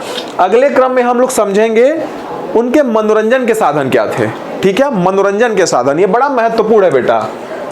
मनोरंजन का उनका क्या साधन था, ये हमारा अगला टॉपिक है, ठीक है। अगली विशेषताएं हैं ऋग्वैदिक समाज की। मनोरंजन का साधन ये बहुत जरूरी होता है। वह समाज कितना ऊर्जावान है, कितना वह समाज एक्टिव है, वहाँ के लोग कितने उमंग में हैं, कितने उदासीन हैं, ये बहुत सी चीज़ें उनके मनोरंजन के साधन से डिसाइड होता है। तो आप लोगों को पता होगा जब आप स्टोन एज पढ़ते हैं तो स्टोन एज का जो सबसे मुख्य कह सकते हैं मनोरंजन का साधन होता है वह होता है शिकार खेलना। शिकार खेलना उनका मनोरंजन का सबसे महत्वपूर्ण साधन हुआ करता था। दूसरा उनके जो मनोरंजन का सबसे महत्वपूर्ण साधन हुआ करता था वह था शिकार के साथ साथ नृत्य करना, डांस करना। तो उस समय जितने भी आपको स्टोन पेंटिंग्स मिलेंगे, जितने भी शैल चित्र मिलेंगे, उन सभी में वैसे ही चित्र उकेरे गए हैं क्योंकि वह अपनी चीजों को वहां प्रदर्शित करते थे। लेकिन इस समय आते आते चीजें डेवलप फॉर्म में आ रही हैं, तो इनके मनोरंजन का साधन अब बदलता चला जा रहा है। ये क्या रथ दौड़ कर रहे हैं, रथ दौड़ कर रहे हैं, घुड़ दौड़ कर रहे हैं, ठीक है, रथ दौड़ कर रहे हैं, घुड़ दौड़ कर रहे हैं। इसके साथ साथ ये भी शिकार खेल रहे हैं, ठीक है, ये भी शिकार खेल रहे हैं, नृत्य कर रहे हैं, नृत्य कर रहे हैं, गायन कर रहे हैं, गायन कर रहे हैं और नाटक कर रहे हैं, नाटक कर रहे हैं। ये इनके मनोरंजन का महत्वपूर्ण साधन हो रहा है। रथ दौड़ मतलब ढेर सारी रथें हैं और उन रथों पे एक सारथी है, उनकी रेसिंग लगाई जा रही है। घुड़दौड़ में घोड़ों की दौड़ कराई जा रही है। शिकार खेलने में वह शिकार कर रहे हैं। उसके बाद आप देख सकते हैं शिकार खेलने के साथ साथ वह नृत्य कर रहे हैं। आप सभी को पता होगा कि सामवेद की जो विषय वस्तु होती है वह मुख्य रूप से बेटा नृत्य, गायन, संगीत ये सबसे संबंधित होती है। तो जो ऋग्वेद का जो समाज है वो नृत्य कर रहा है, गाना गा रहा है, सस्वर गाना गा रहा है और इसके साथ साथ जो है वह नाटक कर रहे हैं। ऋग्वेद में जो है नाटक सुक्ति का वर्णन मिलता है, ठीक है, उसमें हमको यह जानकारी मिलती है कि यह नाटक के लिए अनेक विधाओं का उपयोग किया करते थे। बहुत से मंत्र हमको नाटकों से संबंधित है, जिसको हम लोग गांव में नौटंकी बोलते हैं। आप देखते होंगे आज के गांव की जो शादियां होती हैं उसमें संगीत कार्यक्रम होते हैं और उसका एक दूसरा रूप होता है ऑर्केस्ट्रा। रात में ऑर्केस्ट्रा होता है जहां कई महिलाएं आती हैं, पुरुष होते हैं, साथ में नृत्य किया करते हैं, जनता उसका आनंद लेती है।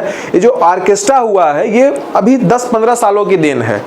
10-15 सालों पहले ऑर्केस्ट्रा का चलन बढ़ा, लेकिन उसके पहले शादियों में नौटंकी आया करती थी, ठीक है, नौटंकी आया करती थी। उस नौटंकी में जो रीजनल स्टोरीज होती थी, जो क्षेत्रीय कहानियां होती थी, उस कहानियों को नौटंकी के माध्यम से लोगों को बताते थे।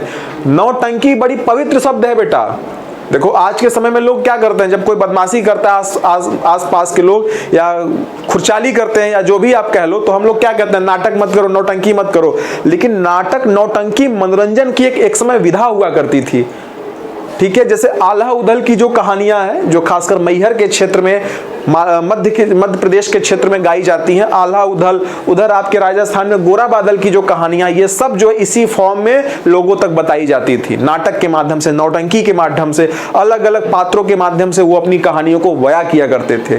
तो आप समझिए ऋग्वेद काल का जो समाज है इन माध्यमों से अपना मनोरंजन किया करता था। तो आपने देखा ऋग्वेद का जो समाज है, हमने इन सभी चीज़ों की बहुत अच्छी से स्टडी कर ली। उनके परिवार के विषय में हम लोगों ने समझा, उनके वर्ण व्यवस्था के विषय में हम लोगों ने समझा, स्त्री की दशाओं के विषय में हम लोगों ने समझा, खान पान को हम लोगों ने देखा, रहन सहन और पोशाक आभूषण को भी हम लोगों ने देखा, ठीक है। हम लोगों ने मनोरंजन के साधन को भी देखा। अब इसके साथ साथ हम लोग मुख्य रूप से देखने वाले हैं उत्तर वेद के जो समाज है उनकी विशेषताओं के विषय में हम लोग बात करने वाले हैं, ठीक है। हमारा उत्तर वैदिक समाज कैसा था, उस समाज का स्वरूप कैसा था।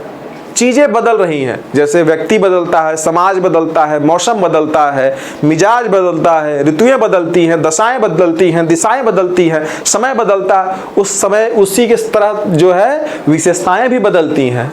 जो आज है वो कल नहीं होंगी, जो कल है वो परसों नहीं होंगी, परसों कुछ और होगा, नरसों कुछ और होगा। तो चीजें हमेशा बदलती रहती हैं।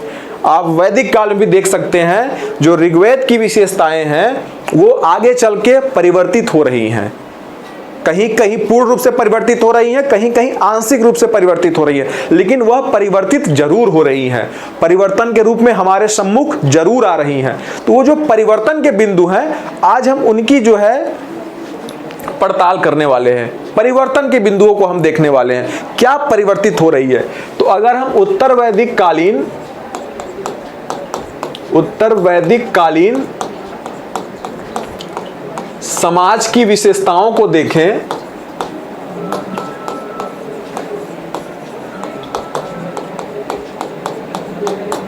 तो ये मुख्य रूप से 1000 से 600 BC तक की चीजें इसमें सम्मिलित की जाएंगी। सबसे पहले हम इनके परिवार की बात करते हैं, ठीक है। तो परिवार में आप देखेंगे बेटा, जहां इसके पहले ऋग्वेद में 3-4 पीढ़ियां एक साथ रह रही हैं, यहां अब 1-2 पीढ़ी साथ में रहेंगी, ठीक है, 1 या 2 पीढ़ी साथ में रहेंगी। चीजें बदल रही हैं। इसके साथ साथ वहां आप देख रहे हैं मातृपक्ष और पितृपक्ष एक साथ रह रहे हैं, मातृपक्ष और पितृपक्ष एक साथ रह रहे हैं। अब चीजें बदल रही हैं, मातृपक्ष अलग, पितृपक्ष अलग। देखो एक चीज बड़ा इंटरेस्टिंग मैं आपको बता रहा हूं, इसको थोड़ा अन्यथा मत लेना, इसको बस समझने की कोशिश करना। आप देखो आज के समय में गांव में ऐसे बहुत रेयर होते हैं कि मातृपक्ष पितृपक्ष एक साथ रह रहा है, या पितृपक्ष अपने पूरे परिवार के साथ मातृपक्ष में ही समाहित हो चुका है, ठीक है, लेकिन रेयर में दिख रहे हैं। अब अगर कोई पति है अपने पत्नी के घर में रहे ना, उसको बड़ा हिकारत की नजर से देखा जाता है। उसके लिए एक स्पेसिफिक वर्ड यूज किया जाता है, घर जमाई, मतलब यहीं आके खा पी रहा है, इसको कुछ जीवन में बचा नहीं है, काम धंधा कुछ है ना, यही है, उसको एक अलग हिकारत की नजर से देखा जा रहा है। ये सब बदलते हुए समाज की निशानी है बेटा, बदलते हुए समाज की विशेषताएं हैं जो हमें उत्तर वैदिक काल में दिखाई दे रही हैं, जो आपके मन स्थिति में डाल दी गई हैं कि ये चीजें ठीक नहीं है। वही चीजें जो एक समय में वैलिड हुआ करती थी, वही चीज एक समय इनवैलिड हो गया है कि अब मातृपक्ष पितृपक्ष एक साथ नहीं रहेगा, वह अलग अलग रहेंगे। तो इनके परिवार का स्वरूप बदल रहा है। उसका जो सबसे बड़ा कारण होता है कि ऋग्वेद का जो समाज है वह जन समूह में रहता है, कबीलों में रहता है, कबीलों में विभक्त रहता है। लेकिन उत्तर वैदिक काल का जो समाज है अब वो क्षेत्रवार बंटने लगा है, अब उनके अलग अलग रीजन हो रहे हैं, तभी तो यहाँ के जनपद बन रहा है, यही जनपद आगे चल के महाजनपद बन रहा है। तो जब जनपद होता है तो क्षेत्रों का विकास होता है और लोग क्षेत्र विशेष में रहने लगते हैं, इसलिए मातृपक्ष और पितृपक्ष अलग अलग हो गया है। अब उनकी शादियां दूर दूर हो रही हैं, जो आज के समाज की विशेषता है या उत्तर वैदिक काल से अलाइन हो रही हैं। तो आप समझ रहे हो कि मातृपक्ष और पितृपक्ष अब अलग अलग रहने लगे। तीसरी जो सबसे बड़ी बात है, यह समाज आज भी पितृसत्तात्मक समाज बना हुआ है। मतलब उत्तर वैदिक काल का जो समाज था वह पितृसत्तात्मक समाज ही था, वहां आज भी जो निर्णय हैं वह बाप के द्वारा लिए जा रहे हैं। इसलिए पूरा वैदिक काल का जो समाज है उसको हम पितृसत्तात्मक समाज कहते हैं। तो आप देख सकते हैं मातृपक्ष और पितृपक्ष अलग अलग हो गया, ठीक है, अलग अलग हो गया।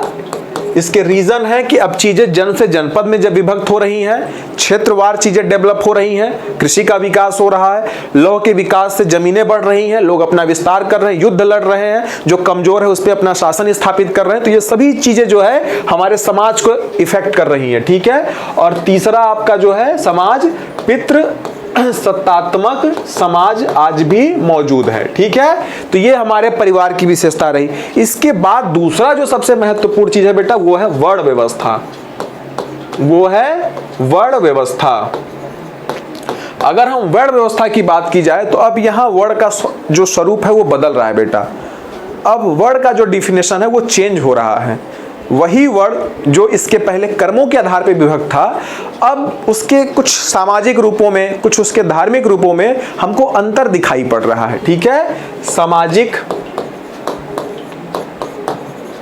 और धार्मिक स्वरूप में हमको अंतर दिख रहा है, ठीक है, अंतर दिख रहा है। उसके समाज और उसके धर्म के स्वरूप में हमको क्या अंतर दिख रहा है? अंतर ये दिख रहा है कि अब जो उनकी अंत्येष्टियां होती थी, जो उनका मृत्यु संस्कार होता था, अब वो अलग अलग क्षेत्रों में हो रहा है।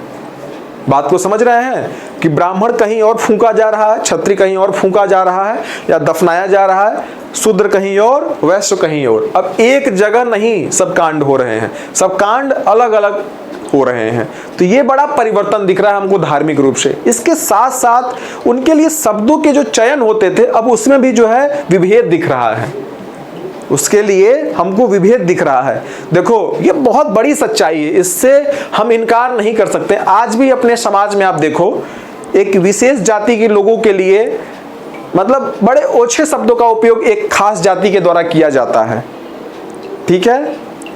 हो सकता है कि आप लोग हमसे खफा हो जाएं कि सर आप ये क्या बता रहे हैं आज की क्लास में, लेकिन ये सच्चाई है बेटा। वो चीजें यहां से स्टार्ट हुई हैं, उत्तर वैदिक काल से स्टार्ट हो रही है। मैं बार बार इस चीज को क्यों रिपीट करता हूं? मैंने पहले लेक्चर की पृष्ठभूमि में यही बात कही थी कि हमारे आज के समाज की आधार लेखा, आधारभूत स्तंभ कह सकते हैं या आधारशिला कह सकते हैं, वह वैदिक समाज है। यह अच्छे रूप में और बुरे रूप में, दोनों रूप में हमारा जो है मार्गदर्शन कर रही है। अगर जाति व्यवस्था व्याप्त हुई है तो इसके जो लक्षण हैं, इसकी जो शुरुआत है हमको ऋग्वैदिक काल से दिखाई पड़ रही है, सॉरी उत्तर वैदिक काल से दिखाई पड़ रही है। क्योंकि उत्तर वैदिक काल में हमारा स्वरूप बदल रहा है, हमारे शब्दों के चयन का तरीका बदल रहा है, हम ब्राह्मण के लिए कुछ और शब्द, क्षत्रिय के लिए कुछ और शब्द, वैश्य के लिए कुछ और शब्द और शूद्र के लिए कुछ और शब्द का उपयोग कर रहे हैं। हमारा उच्चारण बदल रहा है, हमारा भाव बदल रहा है। जाति प्रथा नहीं आई है, इस चीज को ध्यान देना। जाति प्रथा का कोई स्वरूप नहीं है, वर्ण व्यवस्था है, चयन का ही तरीका है, सब कुछ है, लेकिन हमारे मन के भाव बदल रहे हैं। हम सामाजिक रूप से, धार्मिक रूप से अपने स्वरूप में परिवर्तित कर रहे हैं। आज भी आप समाज में देखो, जो ब्राह्मण है उसको लोग क्या कहते हैं, आइए पंडित जी बैठिए। जो क्षत्रिय हैं, आइए बाबू साहब बैठिए। जो वैश्य लोग हैं उनके लिए कहते हैं, आइए सेठ जी बैठिए। लेकिन जो शूद्र वर्ण के लोग हैं, अगर वह एक तरीके से सामाजिक शिष्टाचार का उपयोग कर रहे हैं तो एक अलग बात है, लेकिन गवई भाषा में तो जो जैसे शब्द उपयोग किए जाते हैं वो बड़े ही कह सकते हैं अनुपयुक्त शब्द उपयोग किए जाते हैं, वैसे शब्द उपयोग नहीं किए जाने चाहिए। तो उसकी शुरुआत जो हो रही है उत्तर वैदिक काल से हो रही है। एक आवश्यक बुराई के रूप में हमारे समाज में चीजें चल रही हैं, ठीक है। तो इसको समझने की शुरुआत यहां से हमको करनी पड़ेगी। सामाजिक और धार्मिक रूप से चीजें परिवर्तित हो रही हैं। इसके साथ साथ जो बेटा मुख्य रूप से है, जो उपनयन संस्कार था, उपनयन संस्कार 16 संस्कार में उपनयन संस्कार जिसको हम जनेऊ संस्कार कहते हैं, उसमें भी परिवर्तन आ रहा है। जो शूद्र वर्ण है उसको उपनयन संस्कार से अलग कर दिया गया, ठीक है। ब्राह्मण, क्षत्रिय, वैश्य और शूद्र, ठीक है, इन तीनों के लिए उपनयन संस्कार जनेऊ संस्कार है, ठीक है। और इसको जो है अलग कर दिया गया, इसको उपनयन संस्कार से वंचित कर दिया गया। और ये भी है, इस चीज को भी देखना है कि जो उपनयन संस्कार इन तीनों का हो रहा है, इसमें भी हमको अंतर दिख रहा है। ब्राह्मण का जो बच्चा है उसका 8 वर्ष में उपनयन हो रहा है, क्षत्रिय का जो बच्चा है इसका 11 वर्ष में उपनयन हो रहा है, और जो वैश्य का बच्चा है इसका 12वें वर्ष में उपनयन हो रहा है। यही नहीं, और भी परिवर्तन हो रहा है। ये जो ब्राह्मण का बच्चा है इसके लिए सूत, ठीक है, सूत के जो धागे होते हैं उसका उपयोग किया जा रहा है। क्षत्रिय के बच्चे के लिए सन के धागे का उपयोग किया जा रहा है, और वैश्य के बच्चे के लिए जो है ऊन का उपयोग किया जा रहा है। इतना बड़ा परिवर्तन हमको उत्तर वैदिक काल के वर्ण व्यवस्था में दिख रहा है। आई बात समझ में? हमको शब्दों के स्वरूप में परिवर्तन दिख रहा है, सम्मान का वह स्तर जो है घटता चला जा रहा है, और हमको धार्मिक रूप से भी विभाजन देखने को मिल रहा है। उनकी अंत्येष्टियां अलग अलग हो रही है, उनके उपनयन के तरीके बदले जा रहे हैं, शूद्र को उससे बाहर कर दिया गया है। चीजें आज भी जाति व्यवस्था के रूप में नहीं है, चीजें कर्म के ही आधार में है, लेकिन चीजें अब बदल रही हैं, वर्ण व्यवस्था में परिवर्तन आ रहा है। तो हमारा जो उत्तर वैदिक का समाज है इसमें सामाजिक रूप से, धार्मिक रूप से बहुत ज्यादा विभेद हमको दिखाई दे रहे हैं।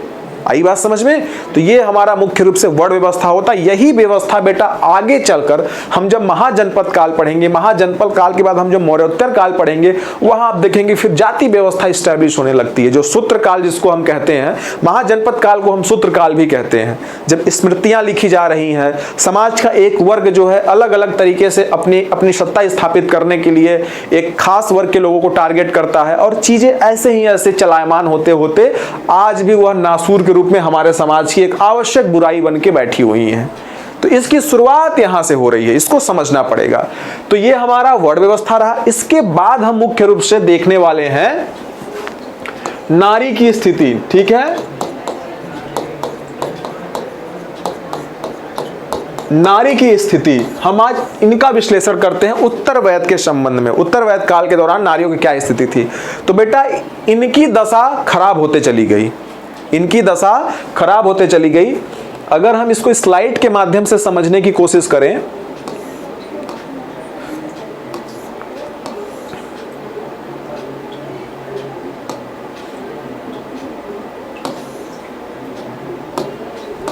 ठीक है। तो बाल विवाह, सती प्रथा उत्तर वैदिक काल के दौरान एक औपचारिक प्रथा के रूप में उभरी, ठीक है। स्त्रियों की जो दशा है, बाल विवाह, स्त्री सती प्रथा उत्तर वैदिक काल के दौरान एक औपचारिक प्रथा के रूप में उभरी। फिर भी ज्यादातर इतिहासकारों का मत है कि बाल विवाह नहीं था, और प्रारंभिक वैदिक या ऋग्वैदिक काल के दौरान सती प्रथा भी अनुपस्थित थी, ठीक है। कई मत हमारे समक्ष आ रहे हैं, कुछ लोग कह रहे हैं थी, कुछ लोग कह रहे हैं नहीं थी, लेकिन चर्चा होने लगी थी, चर्चा होने लगी थी, मतलब शुरुआत के जो बिंदु हैं वह परिलक्षित होने लगे थे। ठीक है, आगे हम देखें तो उत्तर वैदिक काल की स्त्रियों की स्थिति में अवनति के तत्व, डिक्लाइन के हमको जो है एस्पेक्ट एलिमेंट्स दिखाई दे रहे हैं। उनके सामाजिक व आर्थिक अधिकार तो बने रहे, लेकिन व्यक्तिगत गुणों के संदर्भ में संदेह व्यक्त किया गया। कर्मकांड स्त्रियों की स्थिति को और दयनीय करने लगे। स्त्री व पुरुष के बीच समानता की भावना समाप्त होने लगी। इस युग में स्त्री शिक्षा में गिरावट आई। स्त्री की सामाजिक व आर्थिक स्थिति दयनीय होती चली गई। कुछ स्त्रियों में उन्हें असत्यभाषी तक कहा गया। ठीक है, कुछ स्मृतियों में उन्हें असत्यभाषी कहा गया, मतलब झूठ बोलने वाला कहा गया है। उसे यज्ञ में भाग लेने और सोम पीने पर प्रतिबंधित कर दिया गया। परिवार में जैसे जैसे पुरुष प्रधानता बढ़ी, स्त्री का दमन शुरू होने लगा। कन्या को दुख का कारण घोषित किया जाने लगा। धार्मिक अवसरों में उनका भाग लेना तो आवश्यक था, लेकिन अब वे सार्वजनिक सभाओं में नहीं जा सकती थी।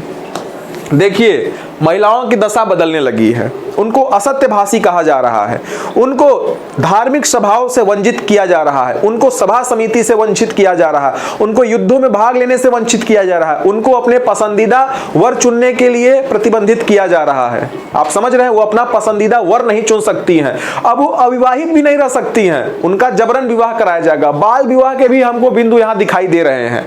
आप समझ रहे हैं इस चीज को। इसके साथ साथ आप यहां देखिए, धार्मिक अवसरों में तो उनको भाग लेना ही है, धार्मिक अवसरों में उनको भाग लेना, क्योंकि गठजोड़ वाली बात है और उसका उल्लेख जो है यजुर्वेद में किया गया है। भाई, पारंपरिक नियम है, वह यज्ञों के नियम है, तो उनका गठजोड़ तो करना ही है, बिना उनके पूजा संपन्न नहीं होने वाली है। लेकिन अब वो घूंघट काट के बैठ रही हैं। जैसे आज भी आप देख सकते हैं, गांव में बहुत सी महिलाएं जो है जब कथा सुनती हैं सामूहिक रूप से, तो पति तो सीना चौड़ा करके कुर्ता पहन के एकदम मखमली वाला बैठा रहता है, लेकिन बगल में उसकी औरत बेचारी यहां तक का घूंघट काट के उसी में घूटती रहती है। पसीना बहे, गर्मी बहे, लेकिन बेचारी यहां तक का घूंघट काट के बैठी है, कथा सुन रही है। अब उसमें वो कथा क्या सुनेगी? आधा तो गर्मी से हालत खराब हो चुका है, लेकिन इसकी शुरुआत यहां से हो चुकी है, इसकी शुरुआत यहां से हो चुकी है। तो इस चीज को हमको समझना पड़ेगा। महिलाओं की स्थिति गिरती चली जा रही है। एक छांदोग्य उपनिषद में एक जो है प्रकरण आता है, 108 उपनिषद है। 108 उपनिषद में छांदोग्य उपनिषद बड़ा महत्वपूर्ण उपनिषद है। उसमें गार्गी याज्ञवल्क्य संवाद है। तो गार्गी याज्ञवल्क्य एक ऋषि होते हैं जो 2 शादी किए होते हैं। तो इस काल में बहुपत्नी प्रथा का भी, बहुविवाह प्रथा का भी चलन बढ़ रहा है। एक एक आदमी 2-2 शादियां कर रहा है। खुद ऋषि विश्वामित्र कई शादियां किए हुए हैं। तो याज्ञवल्क्य और गार्गी में जब संवाद होता है तो एक क्षण ऐसा आता है कि गार्गी जीतने लगती हैं, गार्गी 20 हो जाती हैं। तब याज्ञवल्क्य पता है क्या कहते हैं? चुप रहो, अब एक शब्द मत बोलना, बस करो, बहुत हुआ तुम बोल रही हो। होता नहीं कि जब महिलाएं बहुत ज्यादा प्रभावी होने लगती हैं तो पुरुष ऐसे ही स्टेटमेंट देते हैं, बहुत हो गया, अब चुप रहो, एक शब्द मत बोलना। मतलब डर रहे हैं उनकी सत्ता से, उनकी विद्वता से डर रहे हैं, उनके स्वतंत्रता से डर रहे हैं। तो याज्ञवल्क्य जो है इसी तरीके से स्टॉप करा दे रहे हैं। किसको? गार्गी को। इससे यह पता चल रहा है कि समाज में महिलाओं की दशा में गिरावट हो रहा है। एक समय जब महिलाएं ऋचाएं लिख रही हैं, यहां महिलाओं से संवाद करने में, जीतने की स्थिति में उन्हें चुप करा दिया जा रहा है। इतना बड़ा परिवर्तन इस समाज में हमको देखने को मिल रहा है। एक मैत्रेयी संहिता है। मैत्रेयी संहिता में यह कहा गया है कि जैसे विष होता है, जैसे शराब होता है, ठीक है, जैसे बुराइयां होती हैं, वैसे ही महिलाएं एक आवश्यक बुराई हैं। महिलाएं भी आवश्यक बुराई हैं। ऐतरेय ब्राह्मण में यह कहा जा रहा है कि महिला दुख का कारण है। महिलाएं जो है वो दुख का कारण है और पुरुष जो है वो दुखों का निवारण है। महिलाएं दुख का कारण है, पुरुष दुखों का निवारण है। तो ऐसी चीजें हमारे समाज में चली आ रही हैं।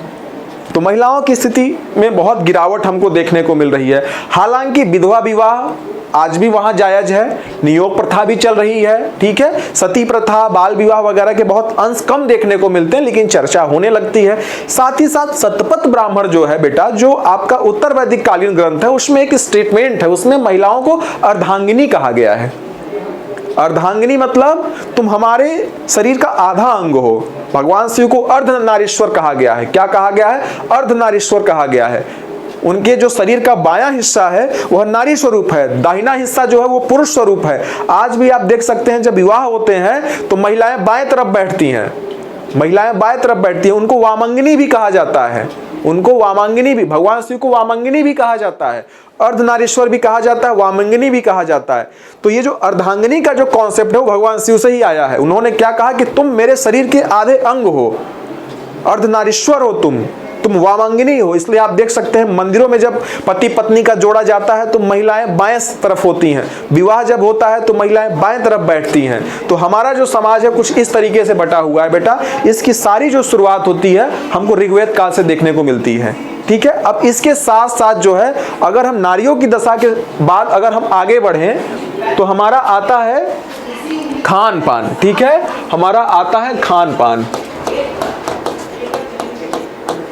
खान पान, तो खान पान बेटा एज इट इज रहता है, ठीक है। जो ऋग्वेद काल के जो चीजें होती हैं वो एज इट इज चलती हैं, ठीक है। लेकिन एक परिवर्तन हमको यहाँ दिखाई पड़ता है। परिवर्तन यह दिखाई पड़ता है कि अभी तक जो रोटी चलन में नहीं था, जो नमक चलन में नहीं था, जो चावल चलन में नहीं था, मतलब रोटी, चावल, ठीक है, ये सारी चीजें, नमक, ये हमारे भोजन का आधार बन रही है, ये हमारे भोजन का आधार बन रही है। तो खान पान में बेटा परिवर्तन दिखाई दे रहे हैं। आई बात समझ में? अभी तक हम जो जौ खा रहे थे, जौ में दही मिला के खा रहे थे, जौ के आटे में छाछ मिला के खा पी रहे थे, अब थोड़ा सा हम लोग रोटी खाने लगे हैं, तवा पे हम लोग रोटी सेकने लगे हैं। अब हम लोगों को नमक का एहसास हो रहा है, ठीक है, हम आयोडीन लेना शुरू कर रहे हैं। तो अब हम थोड़ा सा खान पान के माध्यम से समृद्ध हो रहे हैं। और इसके साथ साथ हम सोम रस का पान कर रहे हैं, सोम रस का भी हम पान कर रहे हैं। कुछ फंक्शनों में सोम रस का पान किया जाना बड़ा वैलिड माना जाता था। ये हमारे ऋग्वेद काल की परंपरा रही है, हालांकि यह वैदिक काल से चली आ रही है। तो खान पान को आप लोगों ने देख लिया। अब इसके बाद हम इनके जो है पहनावा ओढ़ावा को देखते हैं, ठीक है। अगर इनके पहनावा को हम देखें तो पहनावा भी हमारा एज इट इज चलता आता है, ठीक है। जो हम ऋग्वेद काल में पहनते ओढ़ते हैं वही हम उत्तर वैदिक काल में पहनते ओढ़ते हैं, ठीक है। तो ये चीजें हमारे बेटा एज इट इज हैं, हम इसको यहाँ कंटिन्यू करते हैं। हमारा खान पान एज इट इज है, ठीक है। तो आप देख सकते हैं कि हमारा जो वैदिक कालीन समाज था, ठीक है, उसमें हम लोगों ने परिवार को देखा, वर्ण व्यवस्था को देखा, स्त्री दशा को देखा, खान पान को देखा, रहन सहन, पोशाक आभूषण को देखा। अंतिम बचता है मनोरंजन के साधन। तो उत्तर वैदिक काल का जो मनोरंजन का साधन था वह अभी कंटिन्यू था। जो हमारे ऋग्वेद काल के मनोरंजन के साधन थे वही चीजें हमारे उत्तर वैदिक काल में भी चलती चली आई। जो परिवर्तन के जो बिंदु हमको मुख्य रूप से दिखाई देते हैं वो परिवार के स्तर पे दिखाई देते हैं, वर्ण व्यवस्था के स्तर पे दिखाई देते हैं, स्त्री की दशा, खान पान, रहन सहन, पोशाक और मनोरंजन, ये तीन हमारे मिलते जुलते रहे हैं, ठीक है। खान पान में वो जो नमक है, रोटी है, चावल है, ये ऐड होती हैं, बाकी चीजें एज इट इज है। जो सबसे बड़ा परिवर्तन दिखाई दे रहा है वह स्त्रियों की दशा में दिखाई दे रहा है, वह वर्ण व्यवस्था में दिखाई दे रहा है, जो आगे चल के जाति व्यवस्था का जो है आधार बनता है। उससे बड़ा परिवर्तन हमको परिवार के स्वरूप में दिखाई पड़ रहा है। जो जन है अब वह जनपद बनता चला गया, कबीला जो है वह कबीला अब जन के समूह से आगे बढ़कर क्षेत्र के समूह में बनता चला गया, और वही क्षेत्र का समूह आगे चलकर महाजनपद बनता चला गया। तो ये जो परिवर्तन है इसको समझना जरूरी है। हम अगर ऋग्वेद को समझ रहे हैं, उत्तर वेद को समझ रहे हैं, तभी हम आगे महाजनपद काल को समझेंगे, तभी हम संपूर्ण प्राचीन भारत के इतिहास को समझेंगे और साथ ही साथ हम अपने पूरे इतिहास को समझेंगे। तो आज के लिए बेटा इतना ही। आप इसको अच्छे से देखिए, समझिए, अपने ज्ञान का विस्तार कीजिए, अपने ज्ञान को समृद्ध कीजिए, कॉन्सेप्ट को क्लियर कीजिए और ऐसे ही चीजों को जानने के लिए, समझने के लिए हमसे जुड़े रहिए। हमसे जुड़े रहने के लिए हमारे जो मालवी एकेडमी का CUET PG हिस्ट्री चैनल है, उससे संबंधित जो भी चीजें हैं हिस्ट्री से संबंधित वो आपको इस चैनल पे मिलती हैं। इसके लिए आप YouTube पे जाइए, चैनल को लाइक कीजिए, सब्सक्राइब कीजिए और बेल आइकन को प्रेस कीजिए ताकि इससे संबंधित जो भी चीजें हैं आपको समय समय पे मिलती रहे। तो आज के लिए इतना ही। बहुत बहुत धन्यवाद।